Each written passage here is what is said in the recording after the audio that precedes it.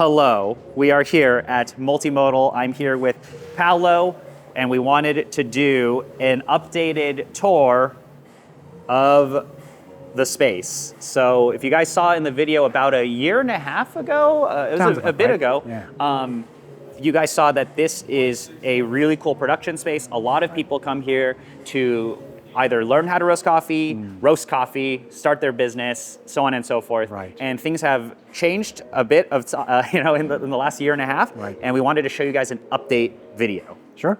So welcome back. Again, I'm Paolo. I'm the owner of Multimodal. The idea is that if you have any aspirations to roast coffee at whatever facility, like, you're welcome to come in and use our equipment and our lab to pursue it however you'd like. A lot of these folks call these businesses. Some people start off just as a hobby and then turn it to a business.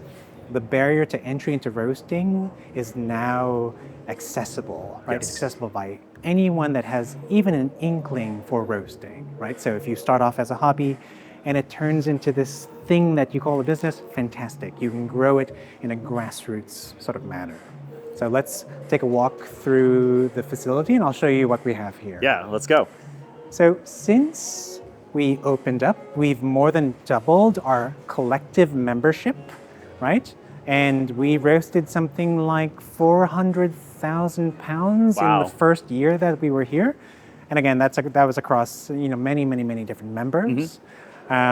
We added quite a few pieces of equipment. A lot of these pieces of equipment are accessible by all of the members of the collective. For me, it's a really important thing to have the same level of tools accessible by members of the collective that roast, say, 10 pounds a week versus members that roast 1,000 pounds a week, right? We've added new lighting, so everything's much brighter, right? We've added new storage. So as you can see here, we have different types of storage, some green coffees on pallets, some boxes, vac-sealed green. We also have pails full of green coffee, etc. The space, again, is open 7 days a week. So you can come in and rent the machines out by the 2, the 4, or 8 hour sort of time span. And then after that, you can take your coffees and then pack them in our fulfillment station. Here we have the 3 roasting stations, our Diedrich 5 kilogram, a Mill City 15 kilogram, and our Probot P25.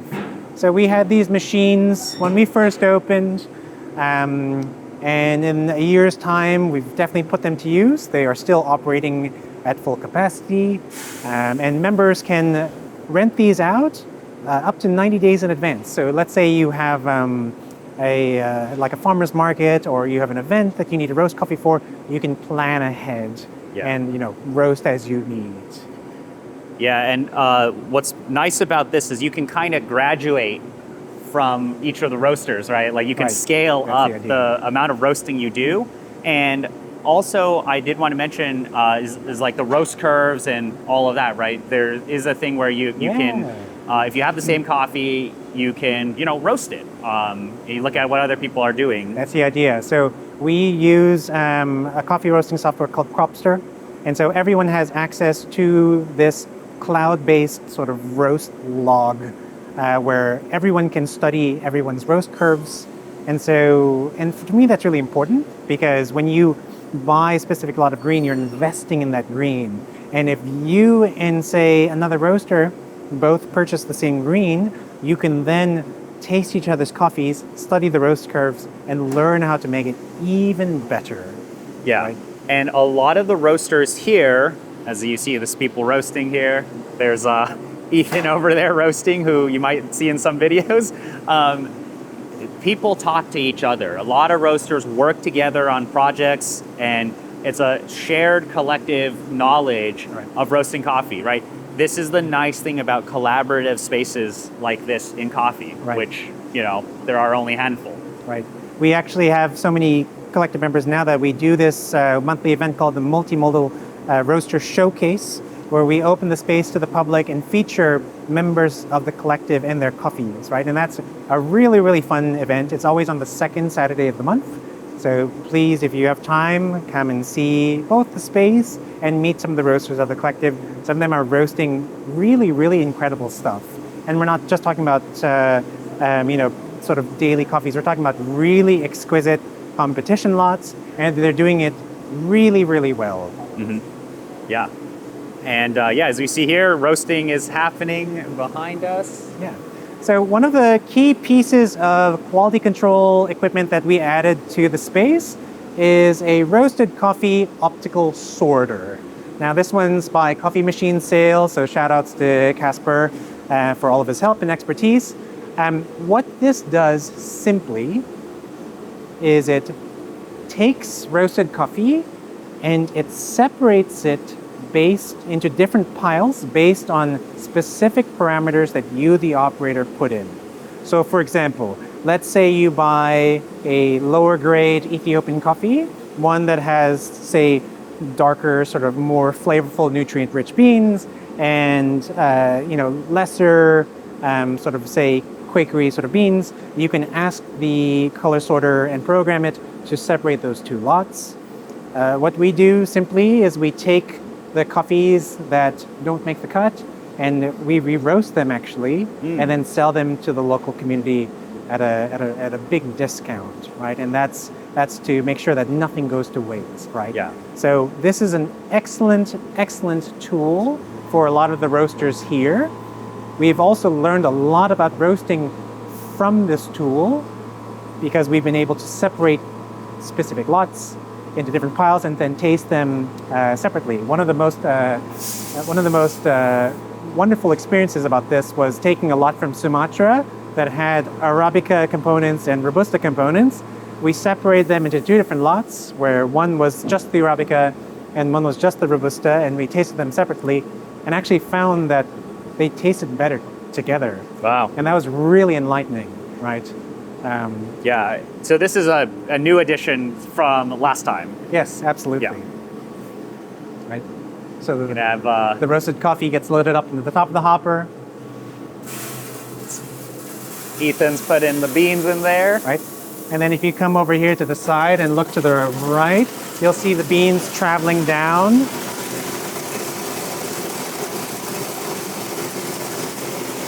And as they travel down, they're put in front of two different cameras that is shooting pictures constantly. And if it matches the criteria for a good result, the machine will let the beans fall through. And if it doesn't match that, it pushes it out into another pile. And then you get the sorted coffee right there. Right. So that's a new addition. Yeah, so that's a fantastic. And that allows the roaster to, again, purchase outside of their normal threshold, right? In Ethiopia specifically, grade 2, grade 3 coffees are still fantastic coffees. It's just a matter of the sorting on the green side, on the mill side. But now we have access to those profiles. Yeah. Now the space, because of our increased capacity, feels a lot more tight. We've had to adjust shelving, make things a little bit smaller, go a little bit higher, right? But in general, we're still letting everybody come in and roast. We're about 60 members strong. Wow. Roasting quite a bit. I would say like anywhere between 5,000 to 6,000 pounds per week, right? So it's still definitely being used, and the space just feels really good when there's more people here. We have our weekday crowd, and then we have our weekend crowd. The weekend crowds are usually the folks that are coming from outside of New York City. We have people driving as far as Baltimore up to the space, which is fantastic. And it's also easier for parking, so that really helps, right? Mm-hmm. But let's make our way towards the fulfillment area. Yeah, so as you guys see here, a lot more racks, a lot more greens, and a lot more people are roasting their coffee here. And that's amazing, right? Because some people, some of the coffee roasters here and the businesses that you see here, or projects that you see here, right? Some people, they're on the come up. Right. And that's been really interesting. Absolutely. We have many different types of folks that are coming here. We have people that are starting their own roasting companies, right? So they're roasting labels. We have cafes that have had a traditional wholesale relationship with the roaster and now are starting to roast their own, right? We have individuals that aren't in coffee that just want to learn and start, right? So it's, again, it's one of those things where if you have even just a slight interest and want to, well, scratch that interest off, right? This is the type of place where you can do it. Yeah. Here's the fulfillment area where we have essentially two main stations. A station here where you can pack up to 400 to 500 pounds per hour. And then we've actually added another fulfillment station over there. So it's the same weigh and fill machine that you see here and over there. This one's just a little bit smaller. Still, you have access to both fulfillment stations as a collective member. You have access to the flow racks. You'll notice that because the space is so big, everything's on wheels, which is really important. We want to make sure that your production is ergonomic. And if you're not using the dollies, you're using the pallet jacks or using the shelves, which all have casters, right? So everything is movable, even if it's heavy, right? And that's really important. So yeah, we could see people have their different brands of coffee here. Of course, Regalia here. Right.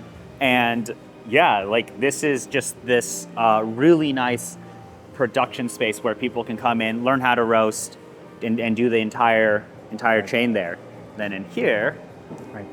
Now we have the lab, which we'll be entering. So the lab is usually the place that's occupied the most because we have all of our quality control tools here. So here we have the filter side, which we just used, so it looks a little bit dirty. But we added this hot water tower to the mix. We now also have this new remineralization filter from Global Water Systems. This is really important from a coffee roasting sort of side because we want to taste our coffees under a myriad of systems, specifically water systems. So we have essentially one pre-filter to carbon filter system, which takes native New York City water and then filters it. And then we've got another system through this remineralization filter, which takes that New York City water and buffers it with just a little bit of minerals to be able to, again, give you another angle at approaching your coffee, right? I like to think a lot about performance when we talk about roasting, right? So if I take coffees and I roast them here in New York City, and then sell them to a client in New York City and sell it to another client in LA, for example, those two clients will be experiencing very different things, right? And so to be able to understand what the client in LA is experiencing, I can modify my water using this remineralization filter to be able to adjust it to that setting, right? Yeah. And then you have all the brewing equipment, so you can explore how people are experiencing coffee at home. Yeah, absolutely. We also added another espresso grinder. This one, I believe, is from Malkönig, right? And we brought in a bunch of barista hustle stuff, which is fantastic. Some cupping bowls and some tools like the auto comb and whatnot. And then we adjusted our green sample room quite a bit as well. And we've added quite a few more tools over here. So now we're starting to vac seal a lot of our green and roasted coffee. So this is something that is available to members of the collective. This is really important, especially when you're contracting coffees, say for like a pre-ship sample for a large lot. What we can do here is we can taste the sample and then save either the green or the roasted, vac seal it, and then if you wanted to even freeze it, that's what we do at Regalia specifically. So this has been really helpful. In a month, we'll be adding a much larger commercial vacuum sealer. So let's say you have a really lovely coffee that you just want to take off the menu just for a few weeks. You can put as much as 10 kilograms or so into this big plastic pouch and vacuum seal it. And then you're essentially stopping its tracks in terms of it, aging on you, which is fantastic.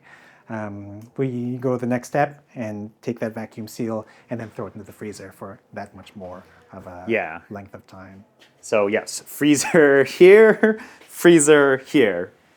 And vacuum sealer. And vacuum sealer. Right. Fantastic. Is there a stash in here? There is a secret stash. Let me just quickly grab the key to open it. You have there are keys to this. Oh, it's super secret. Okay.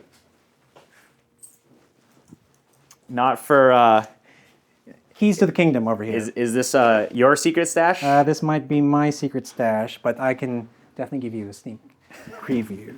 Ooh. All right. Okay. So here we have these 10 kg bricks. This is a really lovely coffee from Finca Buena Vista, which is a and this one is a pink Bourbon natural. And then we also have some really lovely lots that we've contracted that we're saving sample-wise.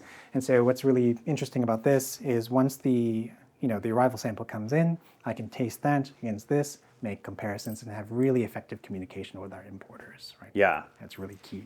It's the Ecuador stuff, right? Yeah, absolutely. That should cool. be, the Ecuador stuff should be coming in very shortly. Oh, okay, very exciting. Yeah, which is very exciting. Ecuador this year was just stunning, absolutely stunning. But yeah, that's the space. We have some surprises that we can't talk about quite yet. Okay, maybe we'll come back for a video on that. Yeah, so we'll be adding some really key pieces of equipment in the fall winter time, which is going to make new roasters very excited. Sorry. And it's something that I can't wait to share with everyone. Yeah, but this is the place to go to if you are on the East Coast, if you're in New York and you want to come here and you want to learn how to roast, or you want to do production, you want to learn about different parts of the supply chain of coffee. Right. You can come here and do that, right? And I think this is just such a great example of how to get into the industry, and especially this is such a this is a production focused place too, and I think for a lot of people this is going to be the place where you're going to get the tools, you're going to get the education, and so on and so forth. We already had some people who saw the last video who came here and started to roast. So shout outs to you guys know who you are. Yeah, absolutely. And look, we welcome anyone that has any level of interest. Right. A large thing about what I want for people is to obviously, learn to roast themselves and be guided by our roasting team. But the long-lasting value of something like this is that you get to meet people like yourself that are interested in coffee and roasting. And we see, like Brian said, a lot of these collaborations where quality-focused personnel are coming in, learning to roast with each other, and doing these really, really, really interesting projects, right? And that's something for someone who's starting a community, who has started a community, is something that I knew was going to happen, but has always surprised me at how actually really wonderful it is, because I learn a lot from the members of the collective as well. Yeah, and there are also events that happen here. I've been hosting events here actually, so it's been pretty fun to invite the general public into a space like this as well, because for a lot of people it's their first time ever seeing a production space in coffee, and the fact that you can come in here and it is open, and there are people with such deep knowledge of coffee that are very accessible, like you literally can walk up and talk to people, is very impressive. So I really wanted to show off Multimodal again. There have been some updates if you compare it to the last video, a lot of new cool stuff, and looks like we'll be coming back here when you add some more interesting things, right, that we'll see. Absolutely. So we'll be on the lookout for that, but otherwise thank you so much for spending time to watch this video. Thank you, Paolo, for giving us a tour again, and thank you guys for watching. Can't wait to have you here. Thank you. All right, bye.